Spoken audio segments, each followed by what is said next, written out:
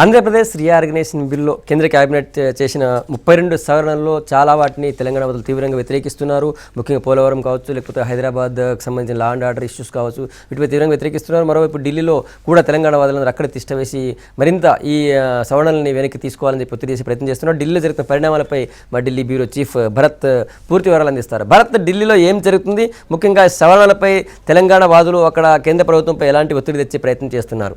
భరత్.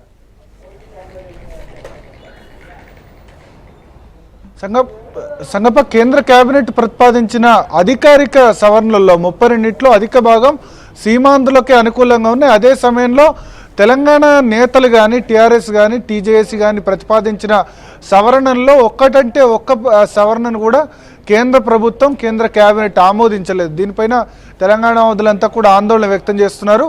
ఆంధ్రప్రదేశ్ బయట ఉన్న ఆస్తుల్లో అంటే ఏపీ భవన్ లాంటి ఆస్తుల విషయంలో కేంద్ర ప్రభుత్వం ఆమోదించిన బిల్లు ఏమాత్రం సమంజసంగా లేదు. ఎందుకంటే రాష్ట్రం ఏర్పడక ముందే ఇదంతా కూడా ఆ ఏపీ భవన్ కానీ ఇవన్నీ కానీ నిజాం హయాం నుంచే ఉండేవి. ఆ ఆస్తుల్ని కూడా ఇప్పుడు జనాభా నిష్పత్తి ఆధారంగా పంచితే కనుక 60% సీమాంధ్రకు వెళ్తుంది, 40% తెలంగాణకు వస్తుంది.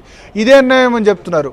ఇంకొకటి, విద్యా ఉద్యోగాల్లో 10 సంవత్సరాల పాటు యథాతథ స్థితిని కంటిన్యూ చేయమన్నారు. అసలు తెలంగాణ ఉద్యమం ప్రారంభమైందే విద్యా ఉద్యోగాల్లో నిర్లక్ష్యం జరిగింది. ఉద్యోగాలను వేరే వాళ్ళు సీమాంధ్రుల వచ్చి తన్నుకుపోయారన్న ఉద్దేశంతోనే, అక్రమంగా డిప్యూటేషన్లు వచ్చి తన్నుకుపోయారన్న దాంతోనే అసలు ఉద్యమం ప్రారంభమైంది. సో ఇప్పుడు విద్యా ఉద్యోగాల్లో మరో 10 సంవత్సరాలు యథాతథ స్థితి జరిగితే పరిస్థితి చాలా ఆందోళనకరంగా ఉంటుంది. విద్యార్థుల్లో, ఉద్యోగుల్లో మరింత ఆందోళన చెందే అవకాశం ఉంది. ఈ సవరణను కూడా కేంద్ర కేబినెట్ పట్టించుకోలేదు. పెన్షనర్స్ విషయంలో కూడా చాలామంది సీమాంధ్రులు ఇక్కడే హైదరాబాద్లోనే సెటిల్ అయిన పరిస్థితి. వాళ్ళందరికీ కూడా హైదరాబాద్ డిస్టిక్ ట్రెజరీ నుంచే పెన్షన్ వస్తుంది. సో నేటివిటీ ఆధారంగా పెన్షన్లను కేటాయించక జనాభా నిష్పత్తి ఆధారంగా కేటాయించడం వల్ల తెలంగాణ ఖజానాపై తీవ్ర భారం పడే అవకాశం ఉందని కూడా అంత ఆందోళన వ్యక్తం చేస్తున్న పరిస్థితి. ఇంకొకటి, ఆస్తులు అప్పుల పంపిణీకి సంబంధించి కూడా అప్పులు సీమాంధ్ర ప్రాంతంలోనే ప్రపంచ బ్యాంకు నుంచి అప్పులైనా లేక బయట నుంచి తీసుకొచ్చిన అప్పులైనా సీమాంధ్ర ప్రాంతంలోనే ఎక్కువ ఖర్చు పెట్టారు. కృష్ణా డెల్టా ఆధునీకరణ పనులు కానీ, ఇతర పనులు కానీ అవన్నీ కూడా సీమాంధ్రలోనే ఎక్కువ ఖర్చు పెట్టారు. కానీ ఇప్పుడు సీమాంధ్రలో ఖర్చు పెట్టిన అప్పులను కూడా తెలంగాణకు డిస్ట్రిబ్యూట్ చేయడం ఎంతమేరకు సమంజసమని తెలంగాణ వాదులంతా కూడా ప్రశ్నిస్తున్నారు. ఏ ప్రాంతాల్లో ఖర్చు పెట్టిన అప్పుల్ని ఆ ప్రాంతానికి ఇవ్వాలి తప్ప దీన్ని కూడా జనాభా నిష్పత్తిలో కేటాయించడం వల్ల తెలంగాణకు తీవ్ర అన్యాయం జరుగుతున్నది తెలంగాణ వాదులు చెప్తున్నారు. సో మొత్తానికైతే ఈ తుది బిల్లులో వీటి సవరణల గురించి పట్టుబడతామని చెప్తున్నారు. ఇవాళ కేసీఆర్ నివాసంలో కూడా కొంత సమావేశం జరిగింది టీజేఏసీ నేతలు, టీఆర్ఎస్ నేతల మధ్య. ఇప్పుడు అందరూ కూడా సీమాంధ్రులను వాళ్ళను ప్రసన్నం చేసుకునేందుకే ప్రయత్నం చేస్తున్నారు తప్ప తెలంగాణకు సంబంధించిన జెన్యున్ సవరణలు, జెన్యున్ డిమాండ్స్ను కూడా తీర్చేందుకు ప్రభుత్వం సిద్ధంగా లేకపోవడం సరికాదని వీళ్ళు అంటారు. సో ఈ వారం రోజుల్లో మరింత ఒత్తిడి పెంచి వీటన్నిటిని సాధించే దిశగా ప్రయత్నాలు టీజేఏసీ కానీ, టీఆర్ఎస్ కానీ ఆరంభించాయని చెప్పొచ్చు. ఓకే, థ్యాంక్ యూ భరత్, పూర్తి వివరాలు మీరు అందించినందుకు. ఢిల్లీ నుంచి మనతో టీఎన్జీ అధ్యక్షుడు, తర్వాత జేఏసీ ప్రతినిధి దేవిప్రసాద్ చర్చలు పాల్గొంటున్నాం. ఆయన దగ్గర వెళ్లే ముందు మరోసారి విద్యాసాగర్ రావు గారు, ఈ సవరణలన్నిటిపైన తెలంగాణ వాళ్ళు చెప్తున్న అభ్యంతరాలు మీరు చూశారు. ముఖ్యంగా విద్యా ఉద్యోగాలు 10 ఏళ్ళు కావచ్చు, లేకపోతే Hyderabad law and order issue కావచ్చు, లేకపోతే పెన్షన్ ఇష్యూ కావచ్చు, ముఖ్యంగా అప్పుల్లో వాటా కూడా ఎంత ప్రభావం చూపించే అవకాశం ఉంది, ఎంత భారం పడేటువంటి అవకాశం ఉంది తెలంగాణ పైన, ఎంతో మా భరత్ చెప్పారు. ఈ సవరణలన్నింటినీ మీరు ఎట్లా చూస్తారు విద్యాసాగర్ రావు గారు? ఈ సవరణలన్నీ కూడా చాలా పెద్ద కుట్ర. ఇన్ని సంవత్సరాల నుంచి తెలంగాణ ప్రజలపైన, ఉద్యోగులపైన, భూములపైన ఏ విధంగా కుట్రలు కుతంత్రాలతో సర్వనాశనం చేసే ప్రయత్నం చేస్తున్నారో అదే ఇప్పుడు చివరి దశలో సపరేషన్ అవుతున్న సందర్భంలో అదే మళ్ళీ పునరావృతం అవుతుంది. ఒకవేళ ఇవన్నీ కూడా అమలైతే తెలంగాణ పరిస్థితి పేనం నుంచి పొయ్యిలో పడ్డట్టుగా మారుతుంది తప్ప ఇది లాభం లేదు. ఇది చాలా పగడబందీగా వ్యూహం బన్ని సర్వనాశనం చేసి చేస్తున్నారు. తర్వాత బ్లాక్మెయిల్ చేస్తున్నారు. మీరు ఒకవేళ సవరణ ఒప్పుకోకపోతే మరి తెలంగాణ వాదులను హెచ్చరిస్తున్నారు. తెలంగాణ కాదు, మరి తెలంగాణ ఒప్పుకోవాలంటే ఇవన్నీ కావాలని. ఇవన్నీ సరైనటువంటి ఆలోచన కాదు. తెలంగాణ వాదులందరూ ఒకటై 1, 2, 3 చాలా ధైర్యంగా మా తెలంగాణ మేము తెచ్చుకుందాం, స్వావలంబన స్వపరిపాలన సాధించుకుందాం, అందరం కలిసిమెలిసి ఒక పద్ధతి ప్రకారంగా తెచ్చుకుందామనే ఆలోచన ఉండాల్సినటువంటి అవసరం ఉంది. ఎందుకు ఉద్యోగాలకు కానివ్వండి, పెన్షన్లో కానివ్వండి, పోలవరం కానివ్వండి, తర్వాత మిగతా అన్ని విషయాలలో చాలా అన్యాయం జరుగుతూ ఉంది. ల్యాండ్ ఆర్డర్ అనేది మీరు ఈ విధంగా చేస్తే సుప్రీం కోర్టు కొట్టేస్తుంది. తర్వాత తెలంగాణ ఇచ్చినట్టే ఇచ్చి కోర్టు ద్వారా దీన్ని కొట్టేయించే ప్రయత్నం చేస్తున్నారు. ఇవన్నీ కూడా అన్ని రాజకీయ పార్టీలు ఆలోచించి తెలంగాణ వాదులు అప్రమత్తంగా ఉండాల్సినటువంటి అవసరం ఉంది. ఆ దిశగా బీజేపీ తెలంగాణ నాయకులందరూ కూడా మీ హైకమాండ్ ద్వారా ఇవన్నీ సవరణలు కాకుండా మీరు ఆపే ప్రయత్నం చేయగలరా? మీరు సక్సెస్ కాగలరా? మేము సక్సెస్ కాగలరా అంటే చూస్తాము. మేము ఇదివరకే ఇచ్చేస్తాం, ఇప్పుడు ఇస్తాం. మా పోరాటం కూడా నిరంతరంగా ఉంటుంది. ఎందుకంటే మీరు సక్సెస్ అవుతారంటే మా పైన ఆధారపడి ఉంది. ఇప్పుడు ఏదైనా కూడా తిరిగి చూపుడు పెడుతున్నారు. పోలవరం సంబంధించి కానీ, తెలంగాణ సంబంధించి కానీ వీటిని మేము కూడా చాలా సీరియస్ గా తీసుకున్నాం, అప్రమత్తంగా ఉంటున్నాం. మేము ఇదంతా అయ్యేంత వరకు ఢిల్లీలోనే ఉంటాం. మా నాయకులు సుష్మా కానీ, అరుణ్ జైట్లీ కానీ వీళ్ళందరినీ కూడా ప్రతిసారి చేస్తా ఉన్నాం. అయితే వారిపైన కూడా సహజంగా ఒత్తిడి ఉంటుంది. సీమాంధ్రకు సంబంధించిన నాయకులు వాళ్ళు ఒత్తిడి చేస్తున్నారు. దీనికి ఒత్తిడి ఉన్నప్పటికీ కూడా ఈ 10 జిల్లాలతో కూడినటువంటి తెలంగాణ, హైదరాబాద్ జిల్లాగా ఉన్న తెలంగాణని ఒప్పుకున్నప్పుడు, గతంలో ఉద్యమంతో కూడా దానిపైన బేసిస్ అయినప్పుడు, 1000కి పైగా మంది బలిదానం చేసుకున్నప్పుడు, అప్పుడు లేని గొంతెమ్మ కోరికలు ఇప్పుడు రావడం అనేది సమంజసం కాదు ఇది.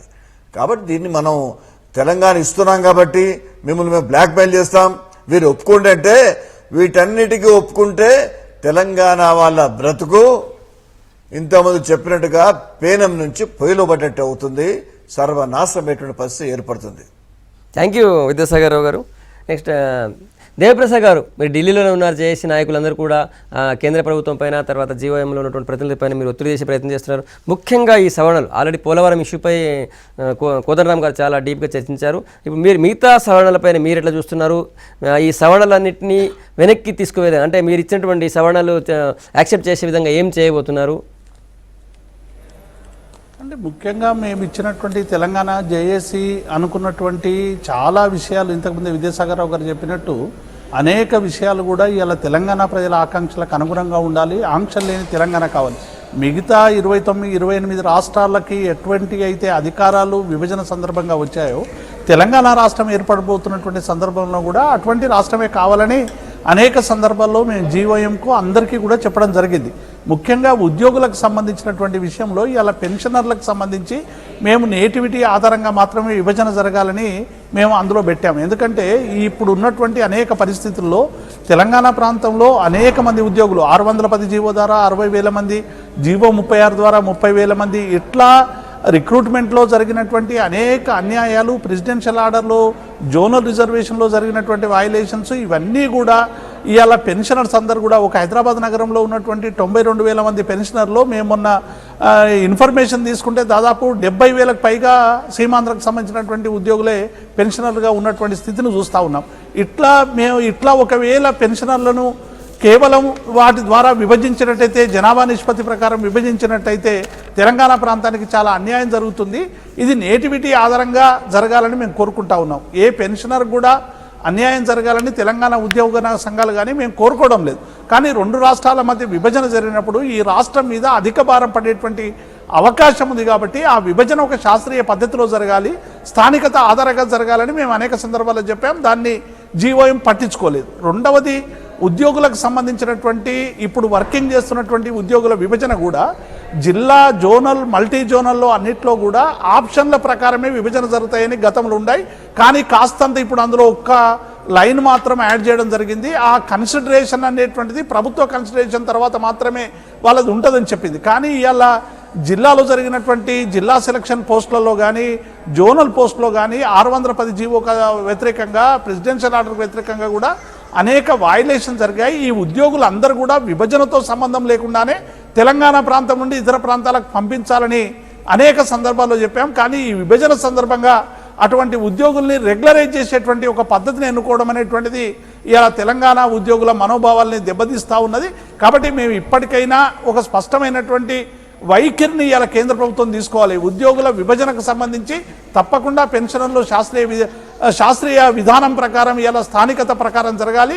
ఉద్యోగుల విభజనకు సంబంధించి వర్కింగ్ ఎంప్లాయీకి సంబంధించి కూడా నేటివిటీ ఆధారంగా కానీ జోనల్ రిజర్వేషన్ ఏవైతే గతంలో పాటించారో వాటి ప్రకారం ఉండాలి తప్ప కేవలం ఇలా సీమాంధ్ర ఉద్యోగుల్ని సీమాంధ్ర నాయకత్వాన్ని బుజ్జగించేటువంటి దొరలో ఇవాళ తెలంగాణ ప్రాంతానికి మళ్ళీ అన్యాయం చేస్తామంటే మళ్ళీ తెలంగాణ ఉద్యోగుల ఉద్యమ బాట పట్టేటువంటి ఒక స్థితి రాకుండా చేయాలని మేమందరినీ కూడా కోరుతా ఉన్నాం. బీజేపీ పార్టీ అయినా కాంగ్రెస్ పార్టీ అయినా అన్ని గౌరవ పార్లమెంట్ సభ్యులకు అందరికీ కూడా మా మనోభావాలకు ఇదివరకే వినవించాం. మళ్ళీ ఒత్తిడి చేస్తూ ఉన్నాం. రాజ్నాథ్ సింగ్ గారిని కలిసి చెప్పాం, సుష్మా స్వరాజ్ని కలిసాం, కేసీఆర్ గారిని కలిసాం, జైపాల్ రెడ్డి గారిని కలిసాం. అందరికీ కూడా ఉద్యోగుల విభజనకు సంబంధించి ఒక స్పష్టమైనటువంటి విషయాలు కూడా చెప్పినప్పటికీ కూడా ఇవాళ జీవోఎం పట్టించుకోకపోవడం పట్ల మేము తీవ్రంగా నిరసన తెలియజేస్తా ఉన్నాం. మీరు 3-4 రోజులుగా ఢిల్లీలో ఉన్నారు దేవిప్రసాద్ గారు. తెలంగాణకు ఈ సవరణల వల్ల తెలంగాణకు జరిగే నష్టాన్ని అందరికీ వివరిస్తున్నామని చెప్తున్నారు. మీకు ఏమనిపిస్తుంది? ఈ సవరణల్లో ఏమైనా మార్పు వచ్చే అవకాశం ఏమైనా కనిపిస్తుంది? ఎందుకంటే ప్రధాన ప్రతిపక్షమైనటువంటి బీజేపీ నాయకులను కూడా కలిశారు మీరు.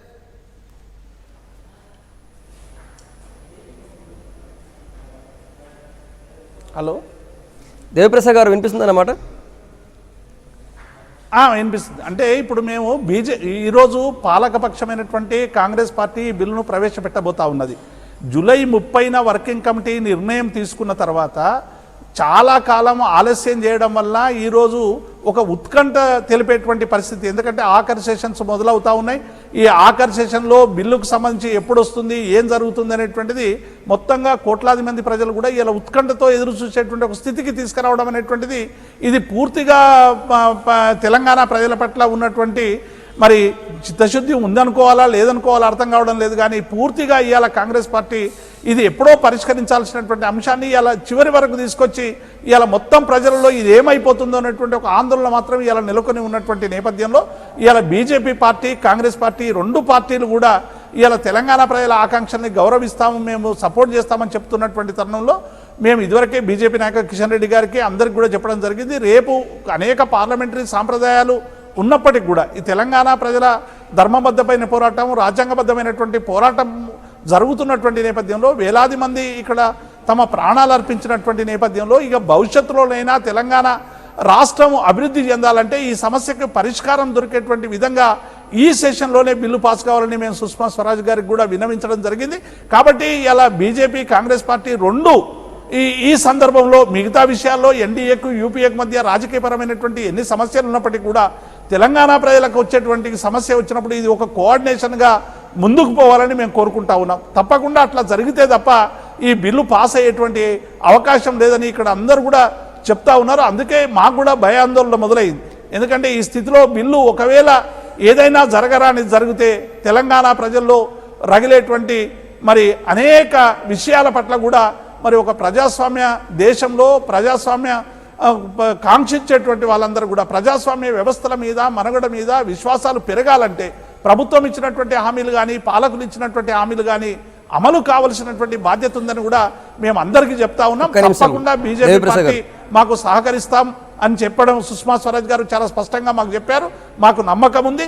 తప్పకుండా ఈ బిల్లు పాస్ కావడానికి అవసరమైనటువంటి ఓ కోఆర్డినేషన్ కూడా జరుగుతుంది. ఎందుకంటే నిన్న వెంకయ్య నాయుడు గారితో జయరాం రమేష్ మాట్లాడినట్టు చూసాం. జయరాం రమేష్ గారు వెంకయ్య నాయుడు వాళ్ళు సీమాంధ్రకు సంబంధించినటువంటి కొన్ని డిమాండ్లను కూడా మేము ఎప్పుడు కూడా తెలంగాణ ఉద్యమం ఆంధ్ర ప్రాంతానికి సంబంధించినటువంటి డిమాండ్ల పట్ల మేము వ్యతిరేకం కాదు. కానీ ఈ ప్రజల మనోభావాలకి దెబ్బతలగకుండా సీమాంధ్ర ప్రజల అభివృద్ధి కోసం ఎటువంటి డిమాండ్లు ఇచ్చినా మేము అనుకున్నాం. ఇలా పోలవరం విషయంలో కానీ ఏపీ విషయంలో కానీ గవర్నర్ పాలన విషయంలో కానీ ఉద్యోగుల విభజన విషయంలో కానీ ఇవాళ అనేక ఆందోళనకరమైనటువంటి అంశాలున్నాయి. వీటిని అన్నింటినీ కూడా మరి ఆకాంక్షలకు అనుగుణంగా ఇవి జరగాలని మేము కోరుకుంటా ఉన్నాం. దేవిప్రసాద్ గారు ముఖ్యంగా మీరు సుష్మా స్వరాజ్ని కలిశారు. సుష్మా స్వరాజ్ వాయిస్ చేంజ్ అయింది అనేటువంటి వార్తలు మీడియాలో వస్తున్నాయి. చాలా మీడియాలో బీజేపీ వెనక్కిపోతుందనేటువంటి వార్తలు కూడా వస్తున్నాయి. కానీ తెలంగాణ బీజేపీ నాయకులు అయితే స్పష్టంగా చెప్తున్నారు ఎట్టి పరిస్థితుల్లో మా పార్టీ ఆదేశం వెనక్కిపోదని చెప్పి. సరే బీజేపీ తెలంగాణ నాయకుల వరుసను వదిలేయండి. మీరు సుష్మా స్వరాజ్ని కలిశారు కదా, సుష్మా స్వరాజ్ని కలిసిన తర్వాత మీకేమనిపించింది? బీజేపీ స్టాండ్ మారే అవకాశం ఉందా? నిజంగా వెనక్కిపోయే అవకాశం ఉందా? అలాంటి ప్రమాదం ఏమైనా కనిపించిందా? మాతో సుష్మా స్వరాజ్ కలిసినప్పుడు బీజేపీ స్టాండ్ మారుతున్నదని మాకేమాత్రం అనిపించలేదు. ఆమె చాలా స్పష్టంగా ఎందుకంటే అనేక సందర్భాల్లో చెప్పింది, నిన్న కలిసినప్పుడు కూడా చెప్పింది. ఇవాళ మేము స్పష్టంగా పాలకపక్షం బిల్లు పెట్టినప్పుడు ఆ బిల్లును పాస్ కావడానికి అవసరమైనటువంటి వాతావరణాన్ని ఉంచుకోవాల్సినటువంటి బాధ్యత వాళ్ళ మీద ఉంది. కాబట్టి సభను ఆర్డర్లో ఉంచుకోకుండా వాళ్ళంతల వాళ్ళే ఒకవైపు సీమాంధ్రలో హీరోలుగా మెదలడానికి ఒక రకమైనటువంటి ప్రయత్నాలు చేస్తున్నటువంటి సందర్భంలో ఇవాళ కాంగ్రెస్ పార్టీ చాలా స్పష్టంగా వాళ్ళకు ఉండేటువంటి సభ్యులను నియంత్రించుకోవాలి అనేటువంటి మాటను వాళ్ళు చెప్పడం జరిగింది. ఏమైనా పార్లమెంటరీ సాంప్రదాయాలు సభ ఆర్డర్లో ఉంటాయి. ఎందుకంటే మొన్న కిరణ్ కుమార్ రెడ్డి గారు మన ఆంధ్రప్రదేశ్ శాసనసభలో ఈ తీర్మానం ఆర్టికల్ 3 ప్రకారం తీర్మానం అవసరం లేకున్నా ఒక 30 సెకండ్లోనే ఇవాళ సీమాంధ్ర స్పీకర్గా ఉండడం వల్ల ఇవాళ సాధ్యమైపోయింది. శాసనసభలో 30 సెకండ్లలోనే ఏకపక్షంగా ఇవాళ వాయిస్ ఓట్ అనేటువంటి పద్ధతిలో తీసుకొచ్చి ఎట్లాగా ఇది చేశారో ఇవాళ ఛత్తీస్గఢ్ కానీ అనేక రాష్ట్రాల్లో వాయిస్ ఓటు తీసుకొని ఇవాళ అనేక బిల్లులు కూడా పాస్ అయినటువంటి పార్లమెంటరీ సాంప్రదాయం ఉంది. మరి గతంలో కూడా తెలంగాణ సందర్భంగా మా తెలంగాణ గౌరవ ఎంపీలను కూడా సస్పెన్షన్ చేసినటువంటి చరిత్ర కూడా ఇదే పార్లమెంట్లో ఉంది. కాబట్టి మరి ఇటువంటి ఒకవేళ ఆర్డర్లో లేకుంటే ఒక 5-6 సభ్యులో 10 మంది సభ్యులో ఇవాళ అడ్డుకొని కోట్లాది మంది ప్రజల ఆకాంక్షలకు వ్యతిరేకంగా పనిచేస్తామంటే మాత్రం మరి అది ఎట్లా పార్లమెంటరీ సాంప్రదాయం అవుతుందనేటువంటి విషయం కూడా మేము వారితో చర్చించాం. వారు మాత్రం మాకు స్పష్టంగా హామీ ఇచ్చారు, నేను ఈ సభలోనే ఈ బిల్లు పాస్ కావాలని కోరుకుంటున్నామని వారు మాకు చెప్పడం జరిగింది. కాబట్టి తప్పకుండా బీజేపీ పార్టీ ఇక్కడ కిషన్ రెడ్డి గారు మొత్తం తెలంగాణ నాయకత్వం అంతా విద్యాసాగర్ రావు గారు అందరూ కూడా ఇక్కడే ఉన్నారు.